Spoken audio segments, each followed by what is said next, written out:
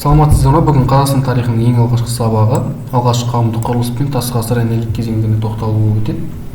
Алғашқы қауымдық құрылыс дегеніміз жалпы осы адамдардың даму кезеңіндегі кезеңдері және олардың шаруашылығы, кәсібі туралы айтылады, және сол кезеңде өмір сүрген сол кезең туралы, яғни кезеңнің ерекшеліктері туралы тоқталатын боламыз. Ең бірінші термин бұл гоминид термині. Гоминид термині жалпы адамның ең алғаш қарапайым түрі болып саналады.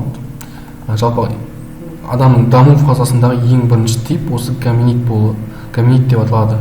Осы гоминидтер кейін тобырды құрады. Тобыр дегеніміз бір жерде белгілі бір уақытта, яғни гоминидтердің бірігіп тобырды құрауы. Адамдар ең алғашқыда үлкен аңдарды аулау үшін, ең үлкен аңдылар, мысалы мамонтты аулау үшін оларға күш керек болды, және көп гоминидтерді қажет етті. Яғни бір адам мамонтты жалғыз өзі аулай алмайды ғой. Сондықтан бұлар бірігудің арқасында осындай алып аңдарды аулаған болатын. Осы тобырлар кейіннен уақыт өте келе руға айналды. Ру дегеніміз жалпы өзіміз білеміз, бір ата-бабадан тараған, бір тұтас семьядан тараған адамдардың қауымы, тобы. Яғни тобыр кейіннен руға бөлініп, ру қауымдастыққа келді. Қауымдастық дегеніміз бір ортақ мүддесі, шаруашылық мәдениеті бар адамдардың тобын айтады. Қауым кейіннен тайпалы одаққа барып, ең соңында мемлекетке әкелген болады.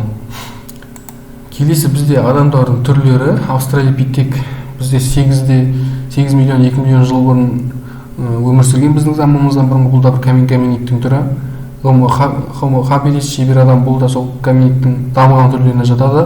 3-2 миллион жыл бұрын өмір сүрген біздің заманымыздан бұрынғы. Пятикантроп, неандертал, кроманьон және синантроп бар екен. Мына жерде синантроп жазуды ұмытып кеттім.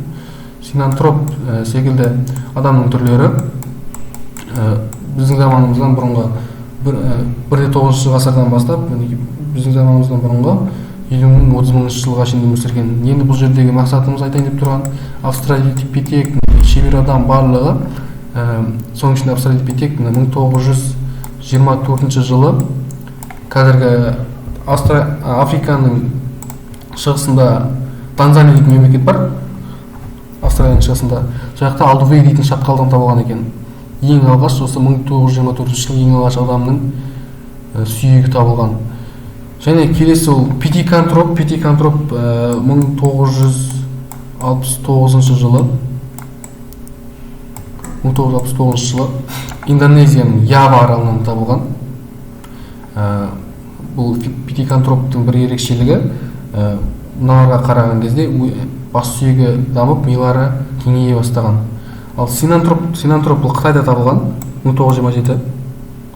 Осы Алдувей шатқалынан табылған, австралопитектен кейін табылған 1927 жылы Қытайда табылған болатын.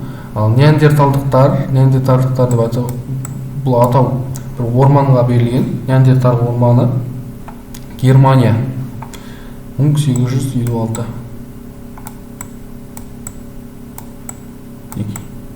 1856 жылы, 1868 жылы кроманьондықтар табылады. Бұл ең адамдарға ұқсас тип, бұл ең дамыған түрі. Кроманьондықтар Францияда табылған болатын. Бас сүйектеріне қарасаңыздар, әрқайсысы әртүрлі дамыған.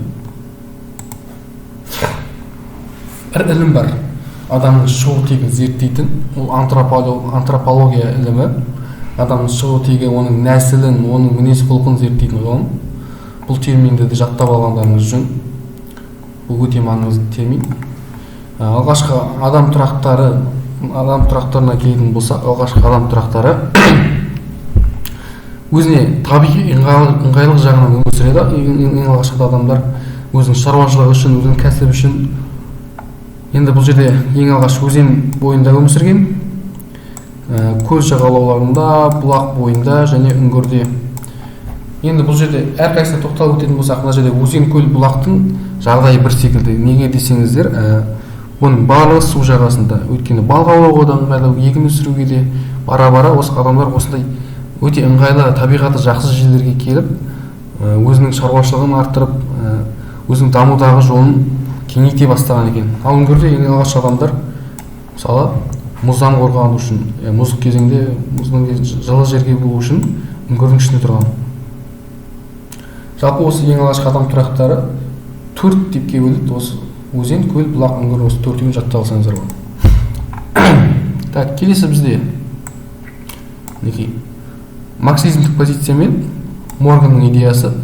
Марксизм енді бұл адамның жалпы даму кезеңдері болса, Морган алғашқы қауымдық құрылыс туралы айтқан.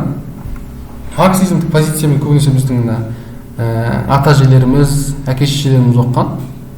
Бұл СССР-дің кезінде көп пайдалануда болып, білім саласында қатты көмектескен болатын. Яғни марксизм не деп айтқан? Марксизмдік идеяда былай айтылады, ең алғаш адамның даму кезеңі бірінші ол алғашқы қауымдық құрылыстан басталады. Жаңағы мен айтқан ең алғаш адамдар топтасып жүрді дедік, олар бірге шауып аң аулады дедік, я болмаса одан руға, тайпаға бөлінді дедік. Келесісі бізде ол құл иеленушілік заманы. Құл иеленушілік заманы ежелгі Египетті айтуға болады. Яғни өркениет пайда болғаннан кейінгі кезеңді айтады. Феодализм кезеңі ол Еуропада білесіздер, орта ғасырларда пайда болған, тіпті одан да бұрында пайда болды деп жатады. Феодалистік кезең өзі жер иелену, жеке меншіктің пайда болуы туралы. Капиталистік кезең, одан кейінгі кезең білесіздер, капиталистік кезең буржуазиялық кезеңді салыстырады, яғни теңестіреді деп айтсақ та болады. Капиталистік кезең, содан кейінгі коммунистік кезең, яғни қазіргі болған кезде сол марксизм кезіндегі коммунистік кезең ең соңғы болып саналады. Яғни СССР-ның жаңағы осы 20-шы ғасырларды, 21-ші ғасырларда айтуға болады коммунистік кезең деп.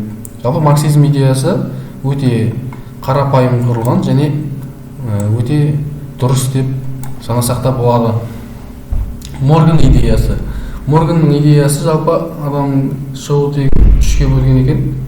Бірінші ол жабайылық кезеңі, жаңа айтып отырған алғашқы құрылыс. Кейін варвар кезеңі, яғни адамдар варварлықпен айналысқан кезең. Үшіншісі өркениет кезеңі, бейбітшілік орнаған және өркениеттің пайда болуы. Өркениет десе ең бірінші біздің ойымызға жазу түсу керек. Бұл жазу дегеніміз өркениеттің пайда болуы және өркениеттің ең құнды нәрсесі болып саналады.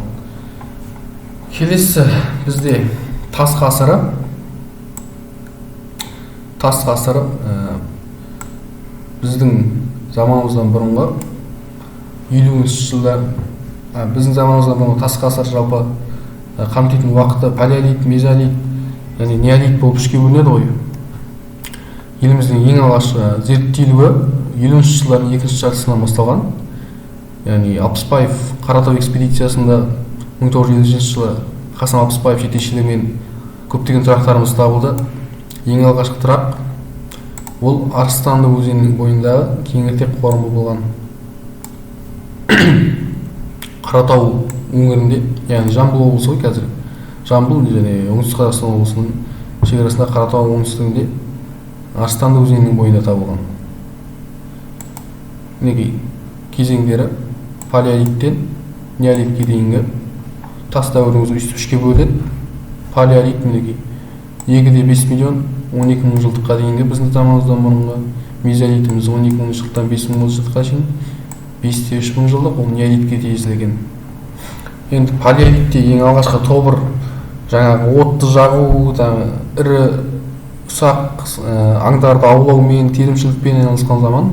Бұл жерде енді қалыптаса бастаған кез адамдардың кәсіп, терімшілік бұл кәсіп, жаңағы шаруашылықтары енді онша қатты дамымаған кез ғой. Кәсіптің болуы, терімшіліктің болуы осы палеолит кезеңіне жатады екен. Соңғы палеолит кезінде готемизм белгілері болған. Келсен мезолитке оралсақ, мезолит кезеңі 12 мың жылдық пен 5 мың жылдықтың арасы бар. Бұл жақта климат өзгерді, мамонттар жойылған кез, мал егіншілігі, балық аулау қалыптасты, құралдар, сүйектерді жасалып, шаруашылық құралдар пайда болған кез осы мезолит кезеңінде. Мезолит кезеңіне жатады екен. Жалпы балық аулау деп жатырмыз, жаңағы өзеннің бойында тұрған адамдар балық аулаған. Мал бағу, егіншілік дамыған. келесі енді неолитке тоқталсақ, неолиттік төңкеріс дегенді білесіздер, шаруашылықтың төңкерісі. Бұл жақта өте құнды, сол замандағы құнды бір құралдар пайда болып, адамның шаруашылығы және әлеуметтік құрылымы пайда болды. Шаруашылық бөлінді, еркектер қиын жұмысты, қара жұмыс жасау керек, әйелдер от жағу керек деген секілді.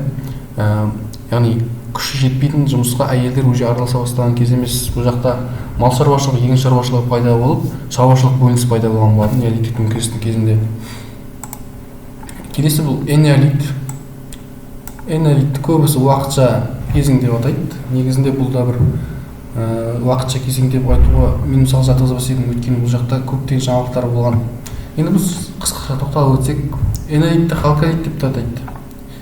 Гректер халколит дегенде, халка дегеніміз мыс, ал лит дегеніміз тас білеміз, иә. Энеолит кезеңі мыс тас дәуірі деп мысалы қазақстандық тарихшылар айтады. Бұның хронологиясы біздің заманымызда 4-3 мыңжылдықтарды қамтитын кезең. Бұл жақта көбісі мыстан жасалған, мыстан жасалып, құралдардың барлығы майысқыш келген болатын. Бара-бара оның барлығын темір, қола ауыстырған болатын. Тас дәуірінен қола дәуіріне өту кезеңі дейтін екен. Бұл кезеңде адамдар алғашқы металдарды әсіресе мысты игере бастаған. Яғни осы мысты игеріп, олар кейіннен қола кезеңіне өткен кезде мыс пен қалайының қосындысы қоланы әкелетін білесіздер. Сөйтіп қола дәуіріне өтіп құралдарын дамытқан болатын. Ал мыстан жасалған құрал ол прочный болмайды, яғни мынандай айырын болса, ол бір-екі қолданғаннан кейін былай майысып қалатын болатын. Келесі, мысалы энеолит кезіндегі жаңалықтар бұл. Ерекшеліктер деп те атасақ та болады. Бірінші жол жер шаруашылығы, және мыстан жасалған құралдар. Жер шаруашылығы дегеніміз енді егін егуде мыс құралдары, жаңағы мыстан жасалған айырың бар, жер жыртатының бар, тіпті қаруың бар, осы мыстан жасалған болатын. Және саз балшықты үйлер, саз балшықты үйлер осы энеолит кезеңінде пайда болған саздан жасайды. Үйдің барлығын саздан. Сырланған істің пайда болу, сырланған істің не екенін білесіздер. Сырты сыр болады, ол оңай кетпейді, сыр деген нәрсе. Оңай мүжілмейді, яғни өте прочный зат. Сырланған дегеніміз. Және матрихаттың пайда болу. Матрихаттың пайда болу дегеніміз бұл әйелдердің орнын көтерілу, яғни званиясының көтерілу, яғни матрихат дегеніміз, патрихат дегеніміз, мысалы еркектердің рөлі көп болса, мына жерде матрихат керісінше әйелдердің рөлі көп болуы. Енді энеолит кезінде мәдениеттер көп, ол Қазақстандағы ең бір айтсам болады, танымалы ол Ботай мәдениеттердің тізімі. Ботай, Тұздыкөл, Дүзбай, Ботай, Қызылжар, Терсек секілді мәдениеттер бар.